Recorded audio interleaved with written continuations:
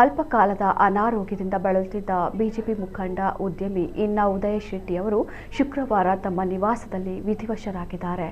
ಅವರಿಗೆ 50 ವರ್ಷ ವಯಸ್ಸಾಗಿತ್ತು. ಪತ್ನಿ ಉಡುಪಿ ಜಿಲ್ಲಾ ಬಿಜೆಪಿ ಪ್ರಧಾನ ಕಾರ್ಯದರ್ಶಿ ರೇಷ್ಮಾ ಉದಯ ಶೆಟ್ಟಿ, ಪುತ್ರಿ ಹಾಗೂ ಅಪಾರ ಬಂಧು ಬಳಗವನ್ನು ಅವರು ಅಗಲಿದ್ದಾರೆ. ಲಯನ್ಸ್ ಕ್ಲಬ್ ಬೆಳ್ಮಂಡ್ ಇದರ ಮಾಜಿ ಅಧ್ಯಕ್ಷರಾಗಿದ್ದ ಇನ್ನ ಉದಯ ಶೆಟ್ಟಿ ಪಡುಬಿದ್ರೆಯಲ್ಲಿ ಟೈರ್ ರೀಸೋಲ್ ಅಂಗಡಿಯನ್ನ ನಡೆಸುತ್ತಿದ್ದರು.